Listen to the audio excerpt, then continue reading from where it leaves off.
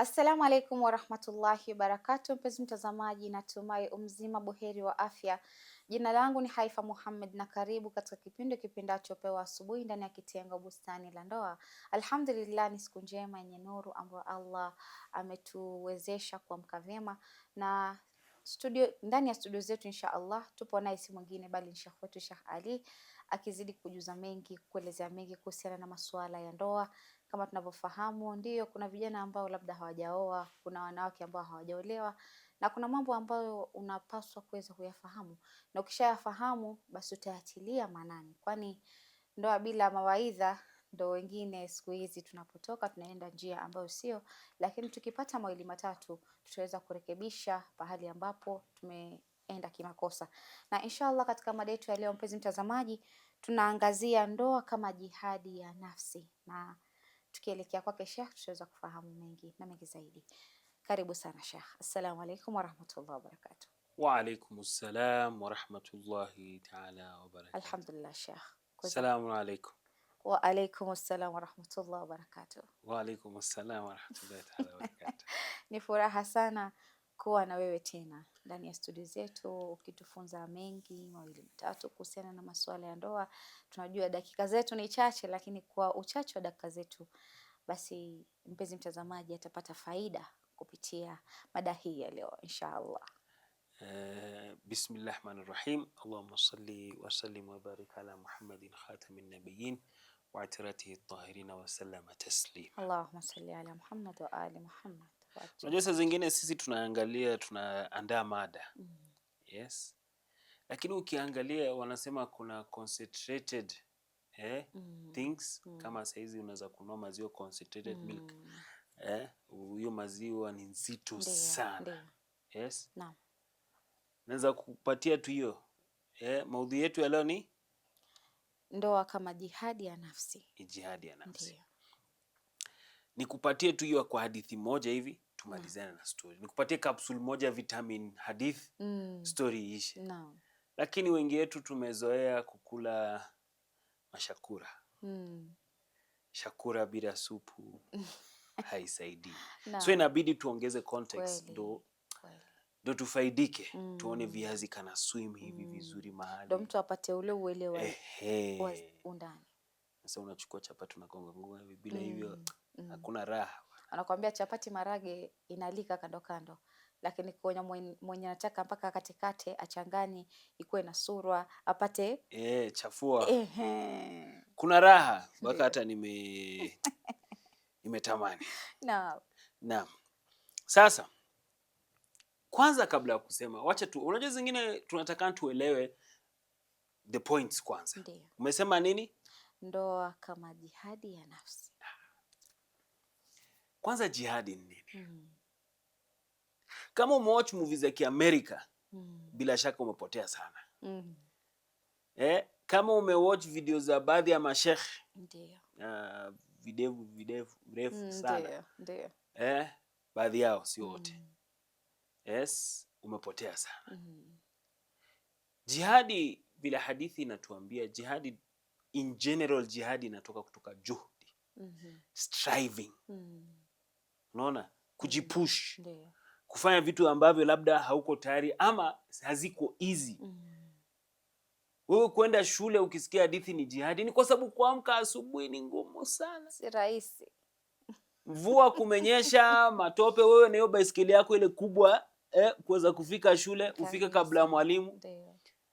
Ni jihadi. Nini? Kwa sababu wewe umejipush, umetoka comfort zone yako, umefanya vitu zenye saa zingine labda huko comfortable ama saa zingine labda unaona una push limit yako. Ndio inaitwa jihad.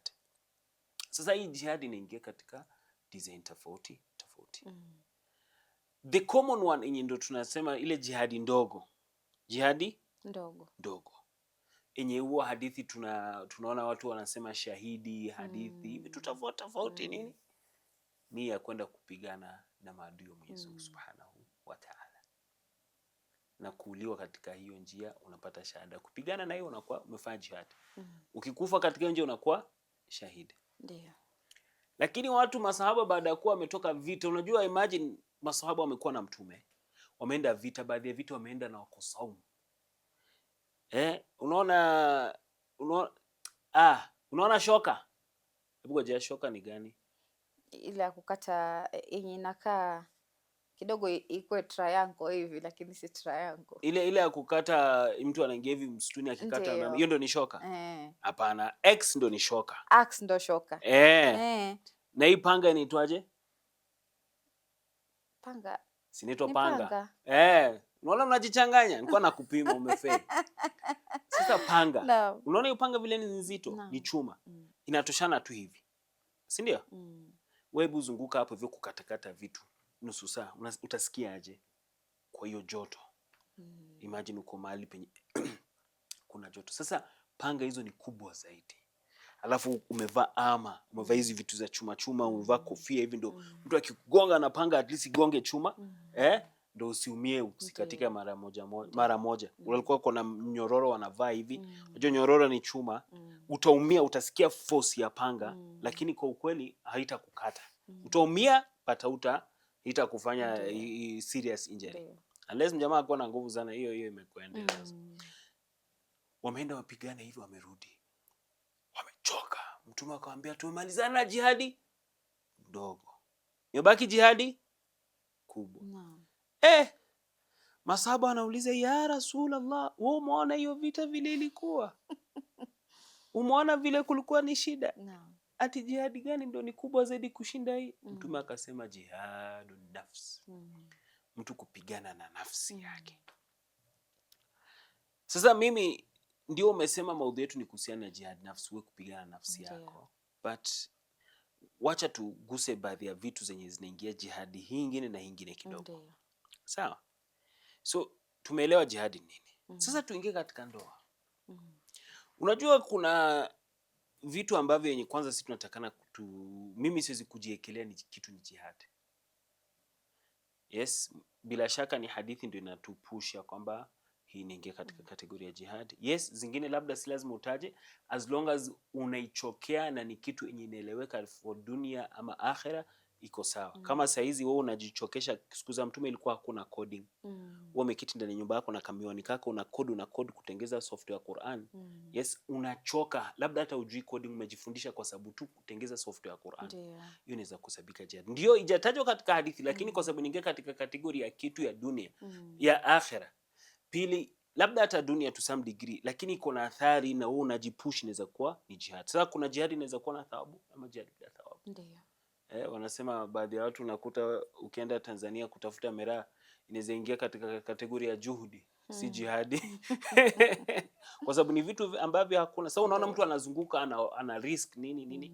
Ndio kilugha inaweza kuhesabika hiyo juhudi nini, lakini hesabiki hiyo jihadi yenye sisi tunasema. Nataka nipe point.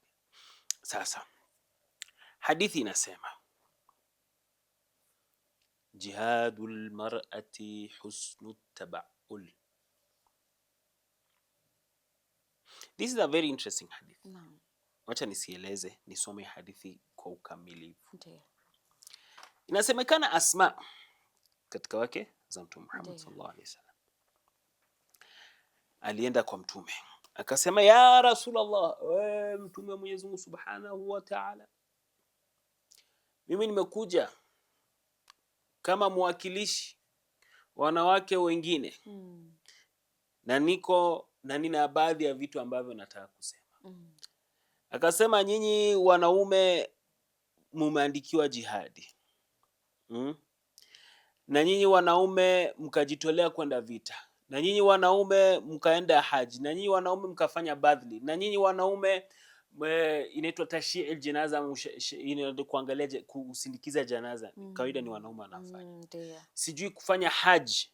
Yes, kama istitaa mwanaume kufikia ni easier than mwanamke. So mmeenda haji, mmefanya nini? Mmefanya jihad, mmefanya nini? Maandikio hizo zote. Na sisi wanawake tuko nyumbani na watoto. Labda tusaidie kuwaandalia baadhi ya vitu. Labda kuwatengezea nguo zenyu baada ya vita, ama kuangalia nyumba vile nyinyi hamko nini. Akauliza, ya Rasulullah, je, tunapata thawabu kwa sababu hizi vitu zenyewe nafanya, kwa sababu zenyu nyinyi maandikio yetu sisi tunaona tu kazi ya kawaida? Mtume Akamsikiliza, baadaye akasema jihadi ya mwanamke an tasbira ma tara min adha zawjiha. Katika jihadi ya mwanamke ama jihadi ya mwanamke, nikisema katika ni kwa sababu bado kuna zingine nasema. Ndio. Jihadi ya mwanamke ni kukuwa na subira akiona vile shida na mitihani zenye bwana yake anapitia. Na hizi katika hizi vitu zenye nini mko na share. Akienda jihad wewe uko na share. Akienda haji wewe uko na share. Usifikirie kwa sababu bwana yako yeye anaenda kuswali jamaa wewe upati thawabu. Yes, usifikirie kama bwana yako akienda kujengesha msikiti ameenda mpaka kwa sio wapi nini. Wewe baki ndani ya nyumba kuangalia watoto, kwanza baadhi ya watoto na hizi meno mbili hawa jamaa hatari sana. No. Wewe uko na share. Alafu Mtume anasema jihadul mar'ati husnu tabaul. Jihadi ya mwanamke ni kuangalia bwana yake ama kukua tuseme nini? Kukua mke mzuri ama kukua katika ndoa katika hali ya uzuri ama kukua mke mzuri kwa bwana yake. Yani zote zinaingia katika hiyo hali. Naam. So nukta ya kwanza kwamba jihadi ya mwanamke ni hiyo. Lakini hapa hivi kidogo kuna tashwisha. Naam. Hapa hivi kidogo hii story inatupatia picha tofauti kuhusiana husnu tabaul. Kukua mke mzuri. Jaa rajulun ila rasulullah. Mtu alikujia Mtume Muhammad sallallahu alayhi wa alihi wasallam. Akasema inna zawjati idha dakhaltu talaqat. Nikiingia ananipokea. Nikitoka ananisindikiza.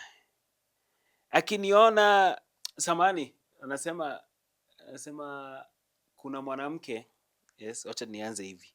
Kuna mwanamke, yes, anaambia bwana yake kama ni huzuni kuwa nayo tele, kuwa nayo sana. Lakini mwanamke anaandikiwa ajiri ya shahidi. Anaandikiwa thawabu ya shahidi. Na unaona anaambia bwana yake nini? Kama uko na shida, kama uko na huzuni, kama uko na stress, uko nazo zote. Zikuzidie. Na Mtume bado anamwombea nini? Anamwombea ya kwamba yeye aende ameandikiwa thawabu ya shahidi. Ndio hii hadithi sasa. Inasema mtu alikujia Mtume akasema ya Rasulullah, mimi niko na mke wangu, nikifika nyumbani ananipokea. Nikitoka ananisindikiza. Akiniona niko na huzuni, niko na stress, ananiambia nini nakupatia stress bwanangu? My dear. My jonam. My hubby. Nini ndo nakupatia stress? Kama stress yako ni kwa sababu ya riski. Kuna mwenye amechukua hiyo jukumu ndo anafuatilia. Kwa nini una stress kitu yenye si jukumu yako? Wewe jukumu yako ni kufuatilia, si kupata hiyo riski. Mwenyezi Mungu si ndo anasimamia riski. Na kama huzuni yako, hamu yako, ghamu yako, stress yako ni kwa sababu ya vitu vya akhera, bwanangu, Mwenyezi Mungu akuzidishie. Hizo stress endelea kuwa nazo, hizi ni stress mzuri. Ndio. Naona hapo hivyo? Alafu Mtume akamsikiliza. Faqala Rasulullah, mpatie bishara ya janna huyo mke wako. Aongelea hapo hivi kwamba anaswali, anafunga, anafanya nini? Anasema unaona vile Mtume amesikia akasema mpatie bishara ya pepo. Ndio. Huyu mwanamke. Ndio.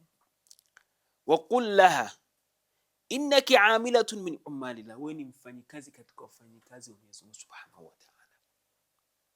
Wewe ni mfanyikazi katika wafanyikazi wa Mwenyezi Mungu Subhanahu wa Ta'ala. Alafu katika hadithi moja inasema walaki ajr 70 shahid. Na wewe uko na thawabu ya shahidi 70. Na katika hadithi nyingine uko na ajri ya shahidi, nusu ajri ya shahidi mmoja.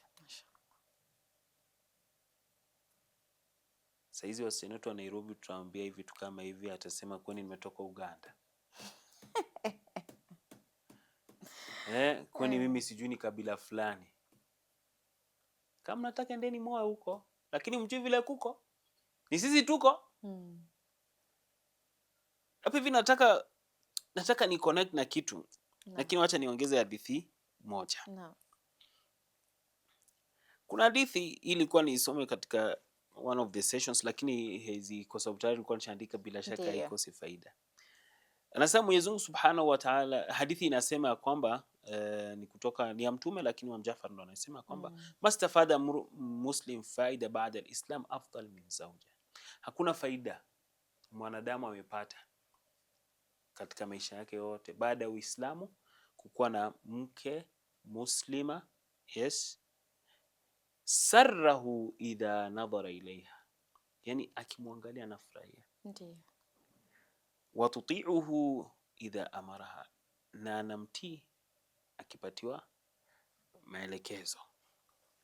Watahfadhuhu idha ghaba anha fi nafsihi wa malihi, na anamhifadhi yeye mali yake, na pia mwenye anajihifadhi pia saa zile hayuko nyumbani.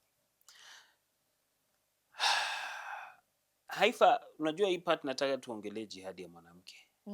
Basi kabla hatujakuja kuongelea, tuchukue mapumziko tukuje tuiongelee. Mimi nikifika hapo hivyo kilele hapo hivyo kiko tu sawa. Naamini ni mpaka wewe umeshika pumzi, iko na mengi ya kuongea inshallah. Kurudi kwako mpenzi mtazamaji, natumai katika awamu ya kwanza tukiwa naye Sheikh ndani ya studio zetu za Mahdi TV, alhamdulillah anazidi kudadavulia mengi kuhusiana na jihadi, hasa upande wa ndoa na jihadi ya nafsi inafaa kuwa vipi na vipi. Na umeona Sheikh ameweza kuelezea maana ya jihad ni nini, na ameelezea pia matukio ya hapa na pale. Mwanamke labda utadhani hauendi hija, lakini kuna mambo ambayo wewe mwenyewe unayafanya huwezi jua ni jihad, lakini pia ni jihad ambayo unafanya. Na insha Allah mpenzi mtazamaji, acha tuchukue mapumziko, tutakaporudi tutaendelea zaidi. Assalamu alaikum warahmatullahi wabarakatuh. Mpenzi mtazamaji, karibu tena katika awamu ya pili ya kipindi kipendacho Pewa Asubuhi ndani ya kitengo Bustani la Ndoa, tukiwa naye si mwingine bali ni Sheikh wetu Sheikh Ali Mwega ndani ya studio zetu, akizidi kujuza mengi, kukuelezea mengi kuhusiana na masuala ya ndoa, hasa tunapoangazia mada ambayo ni nzuri, mada ambayo naamini wengi labda wanajiuliza maswali jihadi ni nini, lakini Sheikh ameweza kuelezea mengi kuhusiana na hilo swala la jihad, na katika awamu ya pili anataka kuelezea mengi kuhusiana na jihadi ya mwanamke ni ipi, na tukirudi kwake tutaweza kufahamu mengi na mengi zaidi. Karibu sana Sheikh. Naam. Tulikuwa tunaongelea jihadi ya mwanamke kabla tufikie jihadi ya mwanaume. Ndio. Hizi hadithi mtu ukisoma side moja hautafaidika. Ndio. Yes, wanasema ni kama mediator. Unajua saizi wa Pakistan ni kila mtu anaona ni mediator. Unatakana useme kitu, uambie huyu mtu kitu right na huyu pia kitu right. Kila mtu afanye side yake ndio ifanye kazi. Sisemi hivi ndo kesho mtu aseme huyu Sheikh anaongelea tu wanaume nini. Kila mtu yuko na side yake. Kweli. Kila mtu yuko na side yake. Sasa jihad ya mwanamke, nadhani kuna vitu kadhaa umeona ya kwamba tumetaja. Ya kwanza kabisa kumtii. Ya pili unaona ni kujihifadhi mwanamke, na baadhi ya vitu zingine. Unaona kwamba hizi hadithi zina emphasize. Yes, sisitiza. Yes, ulimi unajua nimekunywa maji kidogo. Sasa unakuta kwamba hizi hadithi zinaongelea jihad. Tumesema jihad ni kustrive, kupush nafsi yako, saa zingine kujitahidi vitu ambavyo ni vigumu. Ndiyo. Ama saa zingine nafsi yako pia itaki. Ndiyo. Wewe kuamka salatu subuh unafurahia. Okay, uachana na watu wenye wako na imani. Wacha tuongelee sisi watu wa kawaida. Sunday hivi, watu wangapi Sunday wanapitwa na salatu subuh? Na baridi hiyo. Wengi tu sana. Ndiyo. Labda hizi weekdays kwa sababu anaenda kazini kuna namna hivi impush, lakini Sunday unakuta baadhi kwa sababu yeye ndi job atalala late labda na nini ajipush asiamke subuhi. Yes, ama kufunga mustahab ni jihadi. Unaona, lakini mtu kwa sababu anaona nikae njaa sijui nini vitu kama hizo. Unaona kuna hiyo nini, kuamka salatu layl, qiyamul layl, zote zinaingia katika kategoria ya kuweka juhudi na jihadi. Kujifundisha dini, kufuata dini. Kwa sababu unajua kitu moja ndio nataka kusema, sisi nafsi zetu vile tunakuwa mbali na dini. Yes, vitu vya dini vikitukujia ama habari ama nini tunakuwa na uzito. Wanasema kulubu na ghulf. Moyo zetu zinakuwa na ni kama ziko locked. Baadhi yetu tunafika stage yenye wanasema nini, baadhi yao moyo zao kalhijara, si kwa sababu ya kuwa watu, kwa sababu saa zingine tahrifu ya kalima ya Mwenyezi Mungu, kufuata dini vile haiko, yes, kuwekelea vitu katika dini zenye haziko, yes. Wanasema, mimi naambia watu, wewe sema ya kwamba mimi nimeamua nisivae hijab, lakini hijab ni wajibu. Wewe usianze kubadilisha dini kwa sababu ndio iendane na kitu wewe unataka. Kweli. Yes. Kwa mke wawili watatu wanne dini imekubali, ijasema ni wajibu. Wewe sasa kulazimisha ya kwamba, na most of the scholars wakiangalia wenye wanasema ni wajibu, ni sijakutana na wengine wanasema tu ni mustahabu. Unaona? So wewe usichukue kitu katika dini uipush na agenda yako. Unaona? Na nikisema hii najaribu it is for me hii point, na pia kwa hao wenye wanasikiliza nyumbani. Jihadi ya mwanamke. Jihadi ya mwanamke unasikia kwamba ni kufuata maneno ya bwana yako, hata kama labda ingie, kwa sababu unaona mwanamke kwanza wa siku hizi amesoma, ameenda shule, labda hata ni boss. Unaniambia nini? Ila si wote. Na ndo nasema unaona hiyo nafsi yako wewe, ukisikia tu umeambiwa unaenda wapi, unaniuliza kaa nani? Unaona, kuna kitu inakuambia kwa mdomo, kwa akili yako, hiyo ni nafsul amara. Hiyo ni nafsi inatupeleka tufanye vitu makosa. Sasa wewe kupigana na nafsi yako, kwa sababu wewe unaona hii maneno haitoki mara moja, kuna sauti unaisikia before itoke. Unaona, wewe saizi mimi nikisema hii maneno ya kwamba zama mtume mtu fulani, watu wanasikia hisia tofauti tofauti. Wewe bujiangalie, mtume amesikia habari vile alisikia. Wewe umesikia mwanamke anapokea bwana wake, anamsindikiza bwana wake, akiambiwa kitu anasikiliza, anampatia moyo katika vitu vya dunia na akhera. Wewe ukisikia habari inakuongezea imani ama unaona inakufanya uzito, unasema hii ni nini sasa? Hii ni dini ya miaka 1400 iliyopita. Inafaa ikuongeze amani. Ndio kama vile pale ulikuwa umesema kwamba kupata mwanamke mwenye dini ama mwenye amesoma dini ama mwenye anaelewa dini, kuna vitu ataona kabisa hii pia ni advantage upande wao.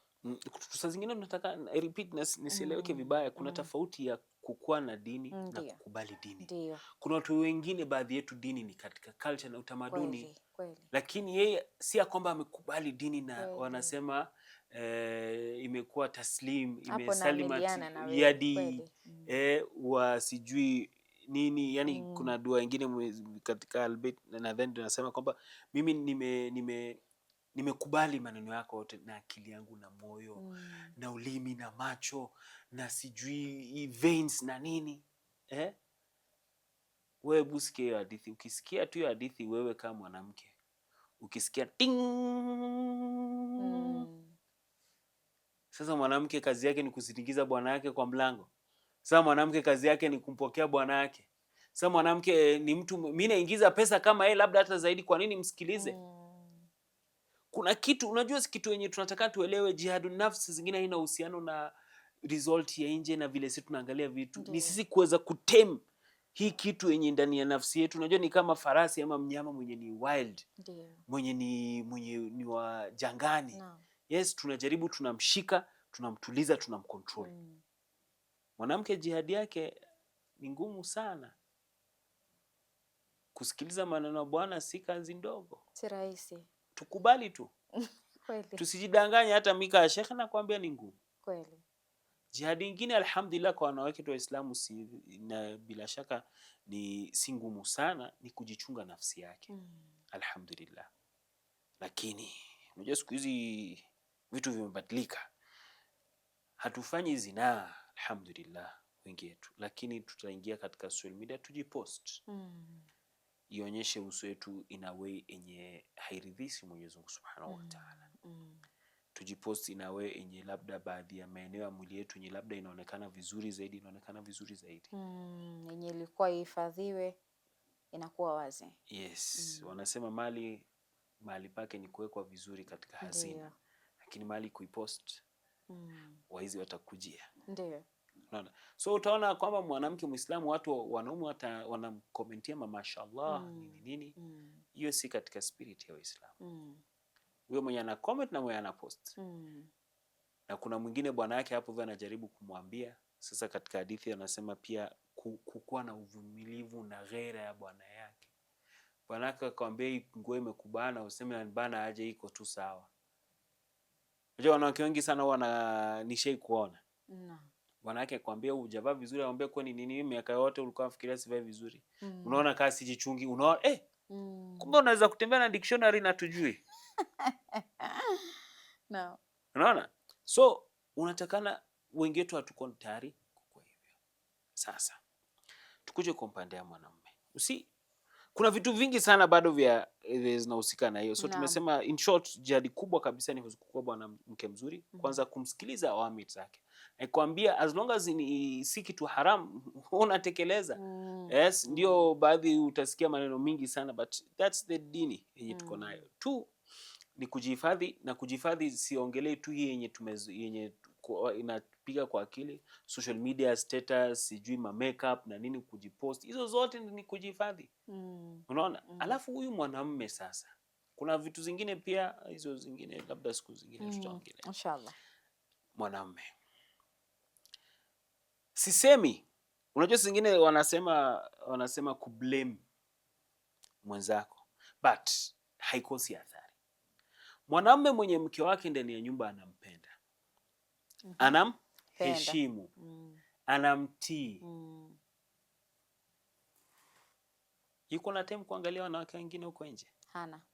Sisemi na laumu wanawake kwa kuangalia wanaume, hiyo ni choice yake. Unajua watu wengine huwa asikilizi kitu unasema, yeye tayari uko na setup zake tayari. Sasa mnasema bwana, hiyo point ni ukweli. Mwanaume ajaye kusifiwa kwake akienda huko job anambia bwana, hii koti umetoa wapi mzee bwana? Boss wetu. Secretary ameingia hapo anambia boss wetu. Secretary akiambiwa kesho hii nguo ikutoe vizuri usivae kesho. Secretary avai, mke huko nyumbani akiambiwa hataki kusikia. I'm just saying, siko ubaya. Unajua zingine wanasema wacha tuangalie kila statement as on its own. Even though dunia ni kubwa zaidi na zote zimeshikana, wacha tu examine one by one. Sasa unakuta mwanamume katika vita vyake ambavyo iko nayo, yeye kuna nguvu physical. Ndio. Yeye yuko na pesa. Si pesa, unajua siku hizi kila mtu kuna pesa. As in kisheria ndio ana suppose kutoa pesa na nini na nini. Yeye ni kama yeye ndio anachunga hii familia. Katika jihadi yake kwanza, yeye ni kujiangalia nafsi yake kwanza, kuweka hawa watu mali sawa. Unajua saa nyingine unaweka familia yako mbele unajikuta huna kitu. Hii ni kitu yenye wanaume saa nyingine unakuta wenye wanaume wana sacrifice, baadaye wanakuja kuambia watoto wao ya kwamba mke wako usimtolee pesa ama usimfanyie hivi because yeye aliumia, lakini that's not the right way. Both ways. Yes, unatakana ukuwe na balance. No. Qur'an inasema usifunge mkono wako kabisa wala usiwache wazi pia. Kuna balance hapo hivyo. Nasema unaweza kutoa noti lakini si yote. No. So kitu inakuwa unakuta mwanamume katika jihadi yake yenye ikifika katika ndoa, kwanza kabisa ni kuchunga macho yake. Hii ndio ni shida yetu kubwa kabisa. Utaona huko vitu urudi huko ushangae.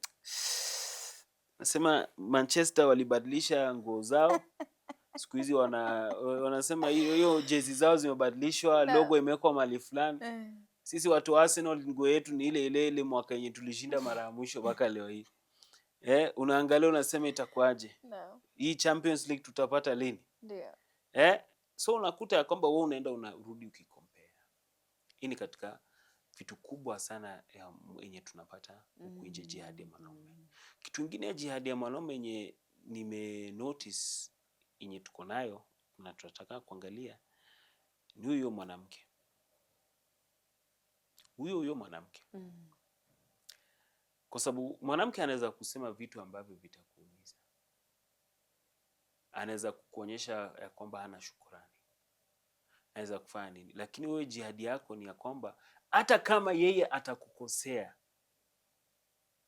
wewe kama mwanaume ufuate sheria ya kidini.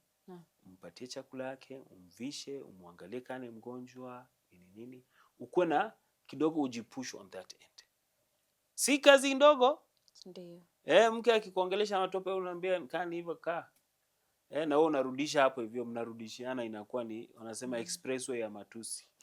Ama maneno ya familia nini, na kuna watoto hapo. Utakuta wanaume wengine akiona mwanamke ameanza kuteta, wanatoka tu polepole. Wanasema hii story naipenda sana. Hii story kwa naipatiana watu sana, nimewacha, lakini sisi vile umesema viwacha tu niseme. Unajua zingine inabidi usiseme hiyo story kwa muda. Ndio. Alafu tena uiseme baada ya muda watu ndio iko na hatari. Inasema kuna mwanamke alienda kwa daktari, therapist wake. Akasema bwanangu ananipiga. Basi muachane. Sasa hapana, nampenda, lakini sitaki anipige. Mbona you sure unataka kurudi katika hiyo ndoa? Nataka kurudi. Hata kupiga tena? Ambia hapana, nataka kurudi kwake, lakini sitaki aniendelee kunipiga. Sasa kweli sawa. Mwanamke huyo daktari akasema kuja kesho, akakuja kesho. Akampatia dawa fulani hivi, akampatia. Akasema hii dawa mwanako akiingia tu ndani ya nyumba. Mwanako akiingia tu ndani ya nyumba. Wewe chukua tu, mimina kidogo kwa maji hivi, alafu inaitwaje, usukutue. Ndio. Dakika ngapi? 15 minutes every day for a month, alafu urudi baada ya mwezi. Naam. Sasa kweli mwanamke akarudi kwa daktari baada ya mwezi, iko na furaha, hizi vitu kidogo zimenawiri, yuko na nini. Akasema daktari, ile dawa ilikuwa iko na nini? Hiyo dawa ilikuwa ni mzuri sana. Vile kwa nini? Akasema bwanangu siku hizi ananipenda, aniletea zawadi, akikuja anani chuma hapa hivyo, saa zingine analetea maua, ananipigisha story. Vile kweli akasema vizuri. Sasa hiyo dawa ilikuwa iko na nini? Akasema hiyo dawa ilikuwa ni maji tu. Kusema what do you mean? Sasa unaona hiyo dawa hakuna kitu. Dawa ya ukweli ni wewe kufunga mdomo 15 minutes vile bwana wako anaingia ndani ya nyumba, aingie ndani ya nyumba, abadilishe nguo. Nini? Kwa sababu wewe ni kama vile mimi nilikuwa nimekuona yeye akiingia tu ndani ya nyumba amechoka. Badala ya kumpatia dakika 5 ya kupumzika, unaanza kuingia. Watoto wamefanya hivi, nani amefanya hivi? Anasema hata hana time ya ku relax dakika moja. Na saa zingine unaanza kumattack. Sasa leo umechelewa kufanya nini? Ama sijui nini. Anasema baada ya hapo hivyo, kwa sababu huyo bwana alikuwa anapata time akiingia tu ana decompress dakika kadhaa. Alafu anaona mke wake ametulia tu, anamketisha, labda hata saa zingine hamtaongea, atatulia tu, lakini hiyo yenyewe kunyamaza, lakini kukaa pamoja yenyewe inaleta kakitu. Yenye baadaye ndio unaona ka build up mpaka mwanamke akakuwa hivyo. Yes, hii ni story tu ya madaktari tu yenye na hikma za wazee. Sasa ni muhimu sana, saa zingine unakuta kama katika jihadi ya mwanamume ni kutreat mke wake vizuri hata kama anamkosea. Ndio. Yeye kukosea ama labda kukosea heshima nini haikupati right ufanye vitu ambavyo vingiani na sheria ya kidini. Mtume hakuwahi kufanya hivyo, Ahlul Bayt hawakuwahi kufanya hivyo. Baadhi ya masahaba hawajawahi kufanya hivyo. Si ndio? So hiyo ni katika jihadi ya mwanaume. Na jihadi ya mwisho kabisa yenye labda tutataja leo, tumetaja kwamba jihadi ya kwanza ya mwanaume ni kuhusiana kuangalia macho yake, na ingine ni kujichunga yeye mwenyewe nafsi yake, na ya mwisho kabisa ni kusikiliza maneno ya watu. Hilo ndo linaloangusha watu wengi sahihi. Wewe unatakana kama mwanaume unakuwa unapigana na watu wakuambie nini wasikuambie nini. Kweli. Wewe usikubali tu mtu akuje akuongeleshe vyenye anataka kuhusiana na mke wako, kuhusiana familia yako. Eka stopper. Unajua kitu moja, kuna hadithi yenye mimi naipenda sana. Na huwa naambia watu, mimi unajua kwa shekhe watu wanakuja na story mingi. Kuna mmoja alikuja akaniambia, shehe, mtu fulani amenifanyia hivi na hivi na hivi. Nikamwambia ukifanyia hivi na hivi na hivi, na wewe umejuaje na wewe ulikuwa hauko hapo? Ama alisema kitu fulani kunihusu. Sasa mtu fulani aliniambia huyu kwamba huyu alisema. Naambia kwa nini unasikiliza maneno ya huyu mtu? Sasa huyu ni best friend yangu, ni rafiki yangu karibu sana. Hii imekuwa ikihappen, si mtu mmoja, yani ni kitu mtu anasema mtu fulani amesema kitu fulani kuhusu ama nini. Nikamwambia bwana, tuko na hadithi. Kutoka na hadithi, baadhi ya watu watakuwa na shida sana siku ya kiyama. Na wametajwa kwa ubaya. Ni ya watu ambao mtu amejaribu kukurushia jiwe, haikukufikia. Yeye akatoa kwenye yuko akatafuta hiyo jiwe akaichukua akakuja akakugonga nayo. Hao watu wenye wanachukua maneno kutoka huko wanakuletea ni watu wenye jiwe ilikuwa iko huko haikukufikia, yeye anajaribu kukufikishia. Sisi wanaume na pia wanawake, lakini wanaume unajua pia siku hizi mashallah naona ina depend na community yiko. Tuangalie vitu vingi tunasikiliza. Tuweze kuchukua na juhudi ukiambia, kwa sababu kwanza saa hizi vile unajua propaganda ama vita vya watu wenye wanasema hizbu shaitan, kuharibu na kusambaratisha familia vile iko kubwa, hawabagui. Kuna watu wenye kazi yao ni kuingiza ya kwamba mwanamke ni mbaya kwa akili ya wanaume. Kweli. Na upande hiyo ingine pia iko. Hivyo hivyo. Vijana wetu wengi sana saizi wako dhidi ya wanawake, wako dhidi ya ndoa, ni shida yenye iko. Yes, mtu anaona kwamba wanawake wote ni gold diggers. My friend, you are broke. Inshallah tukiwalizia Sheikh.